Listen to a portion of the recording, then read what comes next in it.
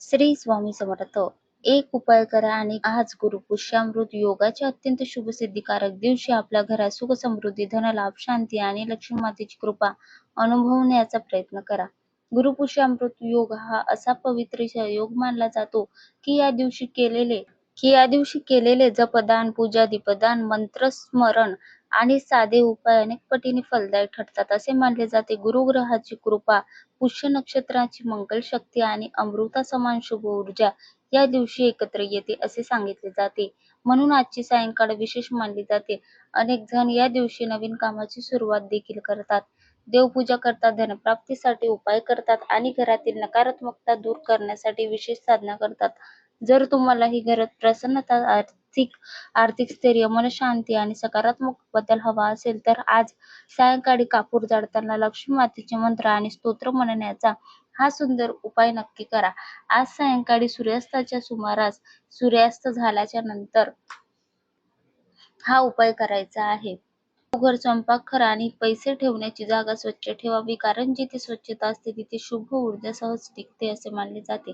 घरातील अनावश्यक वस्तू बाजूला कराव्या. धूळ, कचरा सूर्यास्ताच्या आधीच पसारा असेल तर काढून टाकावा. घरात हलके आणि शांत वातावरण तयार करावे.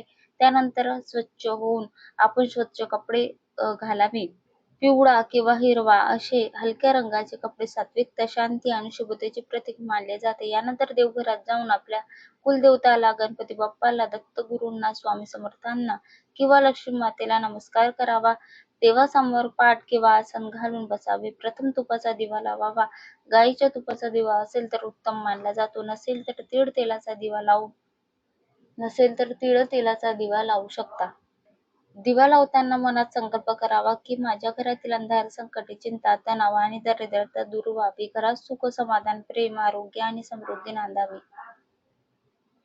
दिवा लावल्यानंतर एका छोट्या ताटलीत किंवा सुरक्षित धूप पात्रात कापूर ठेवावा. इच्छेनुसार त्या कापुरासोबत 2 लवंगा ठेवू शकता. 2 लवंग शुभ मानल्या जातात. काही जण 2 लवंग म्हणजे धन आणि धान्य, शांती आणि समृद्धी, आरोग्य आणि आनंद याचे प्रतीक मानतात. कापूर पेटवण्यापूर्वी दोन्ही हात जोडून प्रार्थना करावी की आज गुरुपुष्यामृत योगाच्या दिवशी लक्ष्मी मातेची कृपा माझ्या घरावर राहो. माझ्या घरातील पैशाची अडथळे दूर होवोत, कामातील अडचणी दूर होवो, कुटुंबात प्रेम वाढो आणि घरात आनंद नांदो. यानंतर कापूर पेटवावा. कापूर जाळू लागल्यावर त्यांची ज्योत आणि सुगंध वातावरण शुद्ध करतो असे मानले जाते. कापूर जळत असताना शांतपणे, एकाग्रतेने आणि प्रेमाने खालील मंत्र म्हणावा. ओम श्री महालक्ष्मी नमः. हा मंत्र 11 वेळा, 21 वेळा किंवा 108 वेळा म्हणू शकता. ज्यांना वेळ कमी असेल त्यांनी किमान 21 वेळा, 11 वेळा तरी म्हणावा. हा मंत्र लक्ष्मी प्राप्ती, धनवृद्धी, मानसिक समाधान आणि प्रसन्नता यासाठी म्हटला जातो. मंत्र म्हणताना लक्ष्मी मातेचे ध्यान करावे. कमळावर बसलेली 4 हातांनी वरदान देणारी सुवर्ण प्रकाशाने उजळलेली माता आपल्या घरात येत आहे अशी भावना ठेवावी. यानंतर लक्ष्मी मातेचे हे सुंदर स्तोत्र म्हणावे. नमस्ते तू महामाये श्रीपीठे सुरपूजिते शंखचक्र गदा हस्ते महालक्ष्मी देवी नमस्तुते. हा स्तोत्र मंत्र अत्यंत मंगल मानला जातो. हा मंत्र म्हणताना कापुराचा धूर देवघरात दाखवावा. नंतर तो धूर घरभर फिरवावा. प्रथम मुख्य दरवाजाजवळ जावे, कारण मुख्य दरवाजा हा घरात ऊर्जा प्रवेश करण्याचा मार्ग मानला जातो. तेथे धूर दाखवून मनात बोला की लक्ष्मी माता माझ्या घरात प्रवेश कर, दरिद्रता बाहेर जाऊ. त्यानंतर स्वयंपाकघरात धूर दाखवावा. स्वयंपाकघर हे अन्नपूर्ण मातेचे स्थान मानले जाते. तेथे बोला की घरात अन्नधान्याची कधी कमी पडू नये. नंतर हॉलमध्ये धूर दाखवावा. याने घरात प्रसन्नता आणि एकोप्याचे वातावरण राहावे अशी भावना ठेवावी. बेडरूममध्ये धूर दाखवावा. बेडरूममध्ये धूर दाखवताना मनशांती, चांगली झोप आणि तणावमुक्त जीवन यासाठी प्रार्थना करावी. जर घरात तिजोरी, कपाट किंवा पैसे ठेवण्याची जागा जिथे कुठे असेल तेथे विशेष धूर दाखवावा आणि खालील मंत्र म्हणावा. ओम श्री री क्लीम महालक्ष्मी नमः. हा मंत्र संपत्ती, स्थैर्य आणि धनप्रवाह सुरळीत व्हावा म्हणून म्हटला जातो. यावेळी मनात विश्वास ठेवावा की योग्य मार्गाने पैसा येईल, मेहनतीला फळ मिळेल आणि खर्चावर नियंत्रण राहील. जर घरात सतत भांडणे, राग, गैरसमज, तणाव किंवा नकारात्मकता जाणवत असेल तर कापूर घरभर फिरवत खालील मंत्र म्हणावा.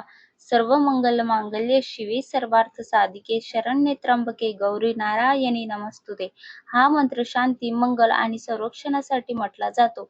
घरातील वातावरण हलके होण्यासाठी, संवाद सुधारण्यासाठी आणि मनातील कठोरता कमी करण्यासाठी हा मंत्र श्रद्धेने म्हणावा. कापूर जळून कापूर जाळून माता महालक्ष्मीची पूजा करणे, मंत्र जप करणे, स्तोत्र म्हणणे आणि महालक्ष्मी अष्टकम पठण करणे अत्यंत फलदायी मानले जाते. गुरुपुष्यामृत योगात गुरुची कृपा, पुष्य नक्षत्राची शुभ ऊर्जा आणि लक्ष्मी प्राप्तीचे विशेष योग निर्माण होतात असे मानले जाते. म्हणून आजची सायंकाळ भक्ती, श्रद्धा आणि समृद्धीची मानली जाते. कापूर जाळत असताना घाई करू नये. मोबाईल बाजूला ठेवावा. त्या वेळेला देवस्मरणात राहावे. कापुराचा प्रत्येक धूर हा तुमच्या प्रार्थनेसोबत घरभर फिरत आहे अशी भावना ठेवावी. राग, भीती, चिंता, मत्सर यांना त्या धुरासोबत बाहेर जाऊ द्यावे. कापूर पूर्ण जळून झाल्यावर हात जोडून देवासमोर बसावे. डोळे मिटून काही क्षण शांत राहावे. नंतर मनापासून प्रार्थना करावी. लक्ष्मी माता माझ्या घरात स्थिर व्हा. माझ्या कुटुंबाला आरोग्य द्या. मेहनतीला योग्य फळ द्या. चुकीच्या मार्गापासून वाचवा. घरात प्रेम, आदर आणि समाधान वाढवा. अन्नधान्याची कधी कमी पडू देऊ नका. जर शक्य असेल तर या पूजेनंतर एखाद्या गरिबाला अन्नदान करावे.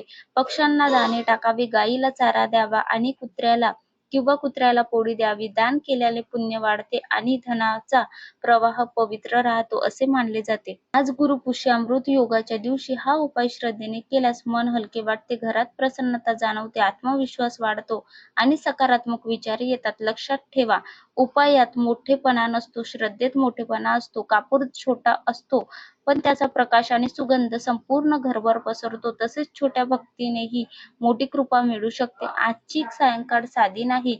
आजची सायंकाळ प्रार्थनेची आहे, विश्वासाची आहे, नव्या सुरुवातीची आहे.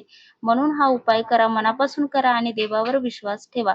शेवटी शांतपणे 11 वेळा म्हणा, श्री स्वामी समर्थ, जय महालक्ष्मी माता. या मंत्राचा जप आपल्या घरामध्ये सुरू असावा. याने आपल्या घरामध्ये लक्ष्मी स्थिर राहतो. श्री स्वामी समर्थ. जय जय स्वामी समर्थ. माहिती आवडल्यास एक लाईक नक्की करावा. चॅनलवरती नवीन असल्यास चॅनलला सबस्क्राईब करणे विसरू नका.